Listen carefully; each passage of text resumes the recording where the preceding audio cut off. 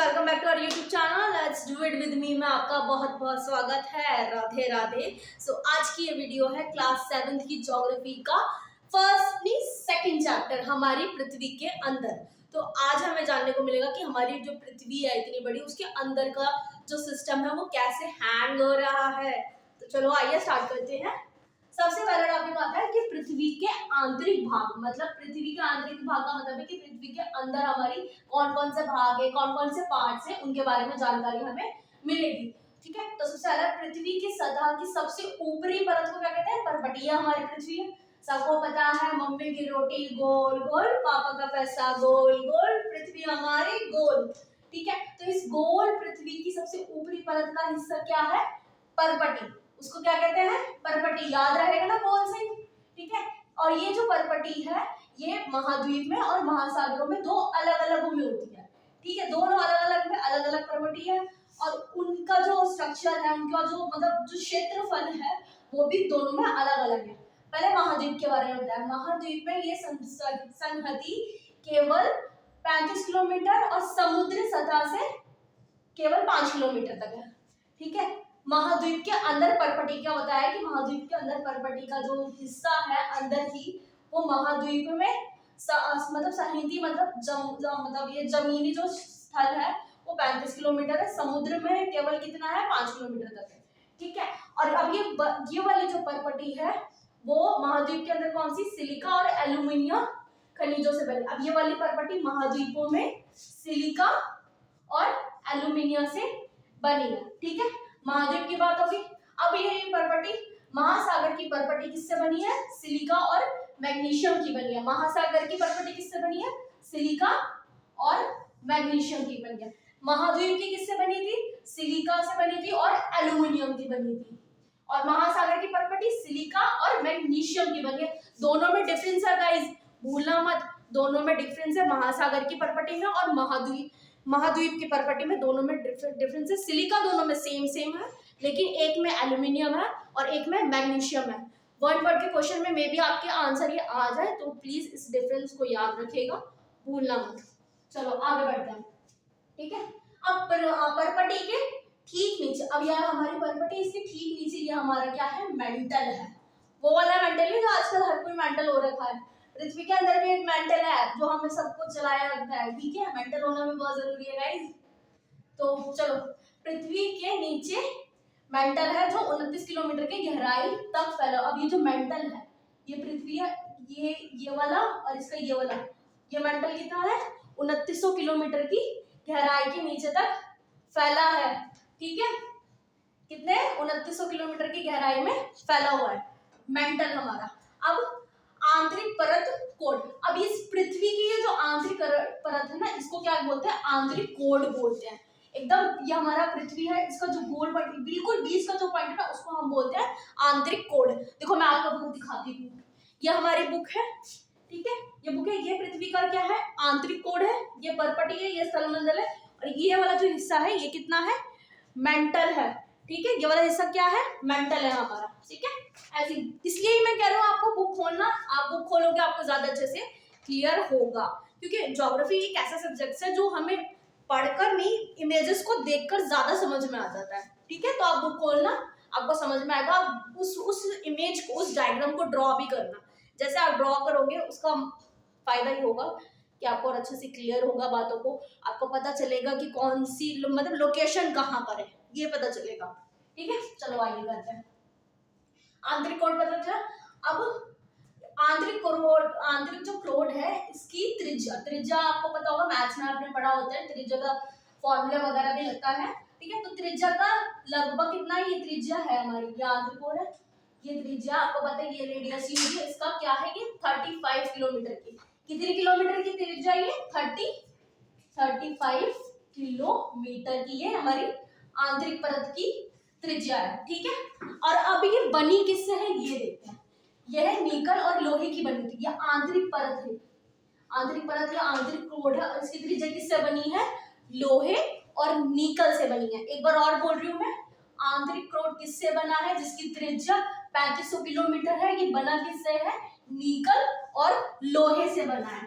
ठीक है, ठीक है। अब केंद्रीय क्रोड यहाँ पे हमारे पे केंद्रीय क्रोड है, इसका तापमान और दाब हमेशा ऊंचा रहता है। केंद्रीय क्रोड का तापमान और दाब हमेशा हाई रहता है, लो नहीं रहता। ठीक है, ध्यान रखना। केंद्रीय क्रोड हमारा एक ऐसा स्ट्रक्चर है जिसका तापमान और दाब हमेशा हाई रहता है, नीचे नहीं रहता। एग्जाम में अगर क्वेश्चन आ जाए कि केंद्रीय क्रोड का तापमान लो रहता है तो वो गलत हो जाएगा। ये स्टेटमेंट वेरी वेरी रॉन्ग है। तापमान हाई रहता है, लो नहीं रहता, याद रखना। ठीक है, तो हमारा ये वाला टॉपिक हो गया खत्म। एक बार और समझा दूं, हमने पढ़ा ये पृथ्वी है, पृथ्वी की ऊपरी सतह को परपटी कहते हैं। ठीक है, परपटी है ना, परपटी हमारी दो तरह में होती है, एक होती है महासागर में, होती है महाद्वीप में। ठीक है, महासागर की जो बनी होती है वो सिलिका और मैग्नीशियम की, महाद्वीप की जो परपटी है वो बनी होती है सिलिका और एल्यूमिनियम की। ठीक है, यहाँ तक का पढ़ा था और इनके क्षेत्रफल पढ़े थे कि कौन से कहाँ पर है ऐसी। और फिर पढ़ा हमने आंतरिक क्रोड। आंतरिक क्रोड कितना 3500 किलोमीटर जिसकी त्रिज्या है। पृथ्वी के ठीक नीचे मेंटल है, मेंटल और मेंटल की क्या है, पृथ्वी और मेंटल कितने किलोमीटर की गहराई में है, 2900 किलोमीटर की गहराई में। ये हमने पृथ्वी के आंतरिक भाग के बारे में पढ़ा। क्लियर है सबको? एक दो बार आप रीडिंग करना, इसकी नोट्स की कर लेना, आपको समझ में आ जाएगा। ठीक है, चलो नेक्स्ट टॉपिक पे चलते हैं, शेल एवं खनिज। तो शेल के बारे में भी पता है आपको, खनिज के बारे में भी पता है। अब इसकी और जानकारी हम इससे जानते हैं। चलो आओ, समझ में आ रहा है ना गाइस? देखो थोड़ी सी मेहनत करनी पड़ेगी, क्योंकि यार आपको जब पता है पढ़ना ही है तो मेहनत किस बात की। पढ़ो, पढ़ के निकलो, खत्म, ज्यादा टाइम भी नहीं लगेगा, छोटा सा चैप्टर है। पढ़ोगे चलते चलते भी किसी को समझा दो तो लो भाई आपका चैप्टर हो गया क्लियर। ठीक है, इतना घबराने वाली बात नहीं होती, बस पढ़ने में मजा आना चाहिए। और गारंटेड है धीरे धीरे मैं भी सीख जाऊंगी और अच्छे से पढ़ाना, और आपको तो मजा आ ही जाएगा। चलो आगे का पार्ट करते हैं। ठीक है, शेल एवं खनिज। तो सबसे पहले हम जानते हैं कि ये शेल क्या होते हैं। ठीक है, तो पृथ्वी की परपटी बनाने वाले खनिज पदार्थ के किसी भी प्राकृतिक पिंड को शेल कहते हैं। मेन चीज कीवर्ड यहाँ पे ये लिखना, प्राकृतिक पिंड को शेल कहते हैं। ठीक है, अभी पृथ्वी की परपटी है, इसको जो खनिज पदार्थ जो भी बना रहे हैं उसके प्राकृतिक पिंड को क्या कह रहे हैं, शेल कह रहे हैं। ठीक है, अब ये शेल है, चलो ठीक है, आपने बता दिया पृथ्वी की जो प्राकृतिक पिंड है उसको शेल कहते हैं। ये शेल होते कितने प्रकार के हैं, इसके भी प्रकार है भाई के, बहुत इजी है भाई के, करने वाली कोई बात नहीं है। चलो आओ, पृथ्वी के शेल के 3 प्रकार है। कौन कौन से शेल के 3 प्रकार है? एक होता है सबसे पहले अग्नेय शेल, फिर होता है अवसादी शेल, और फिर होता है तीसरा शेल कायांतरित शेल। अग्नेय शेल के भी आप यहाँ पे देखो 2 पार्ट है, अंतर्वेदी शेल और बहिर्वेदी शेल। बहुत इजी है, समझ में आएगा, पढ़ते हैं। पहले हम देखते हैं अग्नेय शेल होते क्या है। तो द्रवित मैग्मा, जो द्रवित मैग्मा होता है ना, वो ठंडा होकर जब ठोस हो गया ना, उसको बोल रहे हैं हम अग्नेय शेल। ठीक है, एक बार और बताती हूँ, द्रवित मैग्मा ठंडा होकर ठोस हो जाता है, उसको हम बोलते हैं अग्नेय शेल। अग्नेय शेल भी 2 प्रकार के होते हैं। 2 प्रकार के होते हैं, कौन से? एक होता है अंतर्वेदी शेल और दूसरा होता है हमारा बहिर्वेदी शेल। अब अंतर्वेदी शेल होता क्या है, ठीक है, अब इनको जानते हैं। अंतर्वेदी शेल वो होते हैं जो मैग्मा, द्रवित मैग्मा होता है ना, जो पृथ्वी से आपने देखा होगा लावा निकल रहा है, ज्वालामुखी निकल रही है, उसी की बात हो रही है यहाँ पे। ठीक है, वो जो निकल रहा है ना, वो इतना गरम होता है, तो वो जो गरम होके ठंडा होके ठोस बन जाता है, उसी को ही हम अग्नेय शेल कह रहे हैं। अब समझ में आया? चलो, इसके भी 2 प्रकार है, अंतर्वेदी और बहिर्वेदी।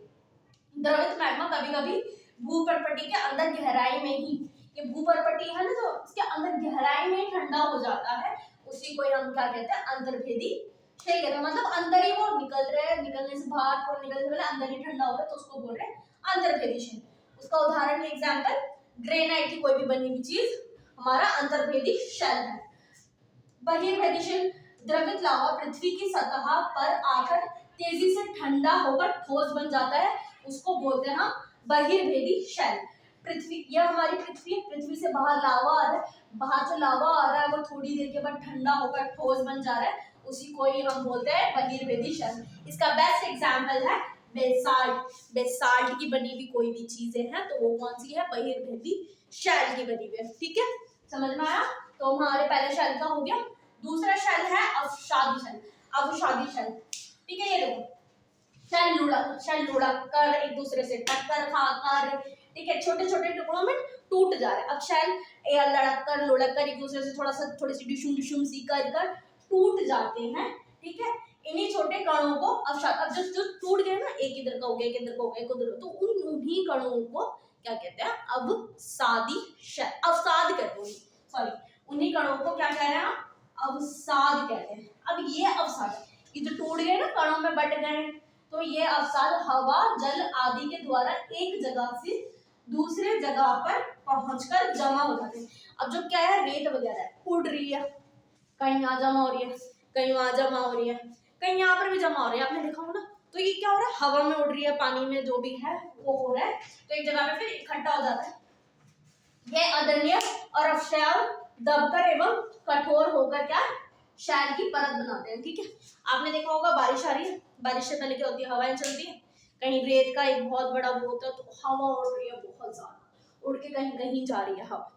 ठीक है, फिर बारिश कहीं कहीं जा रही है, फिर हवा बंद होगी तो वो एक जगह बैठ के गड्ढा सा बना लेते हैं, परत सी बना लेते हैं, तो उसी को हम क्या कहते हैं, अवसादी शैल।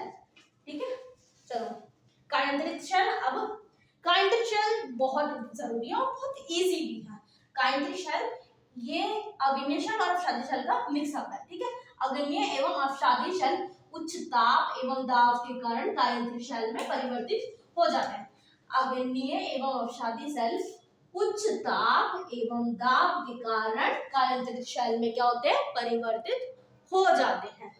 ठीक है, यही था। अब इसके थोड़ा सा आगे का भी है, वो इसमें जगह नहीं थी तो मैं आपको अब बताती हूँ। ठीक है, तो बुक खोल के बैठना गाइस, बुक बहुत ज्यादा इंपॉर्टेंट है।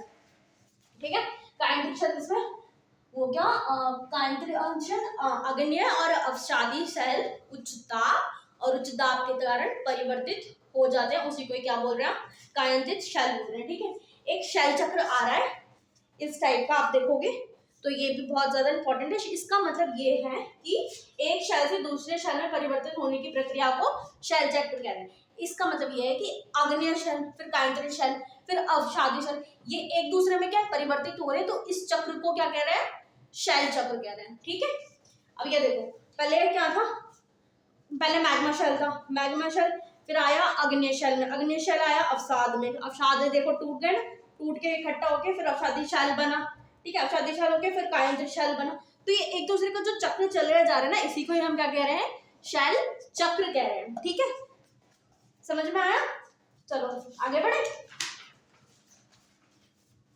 अब खनिज मानव जाति के लिए, अब खनिज, चलो शैल के बारे में पढ़ लिया, अब हम खनिज के बारे में आपको मैं बुक रीडिंग में बता रही हूँ, आप वो ही पढ़ना। ठीक है, तो खनिज मानव जाति के लिए बहुत इंपॉर्टेंट है, उपयोग हो जाते हैं। जैसे कि आपको पता है खनिज में क्या होता है यार, पेट्रोलियम हो गया, ठीक है, प्राकृतिक गैस हो गई, कोयला हो गया, और उद्योग हो गए, उद्योग हो गए, एल्यूमिनियम, सोने, ये सब क्या है, ये तो खनिज ही है ना।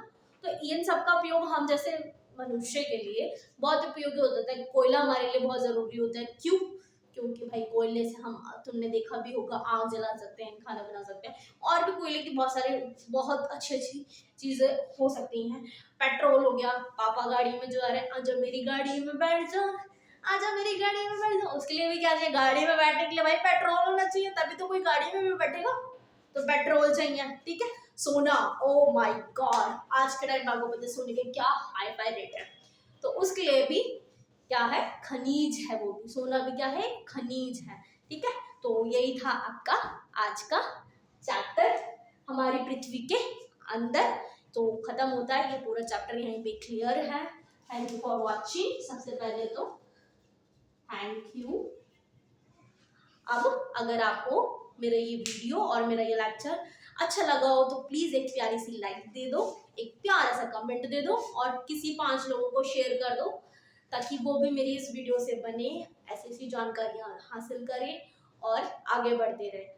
तो प्लीज़ याद से मेरे इस चैनल को सब्सक्राइब करना मत भूलना, बेल आइकन को प्रेस करना, 5 लोगों में शेयर करना, और इस वीडियो को ज़्यादा से ज़्यादा फैलाना, 5 लोगों को, उन 5 लोगों को बोलना कि वो आगे भी शेयर कर दें। सो मिलते हैं अगली नेक्स्ट वीडियो में, बाय बाय, थैंक यू।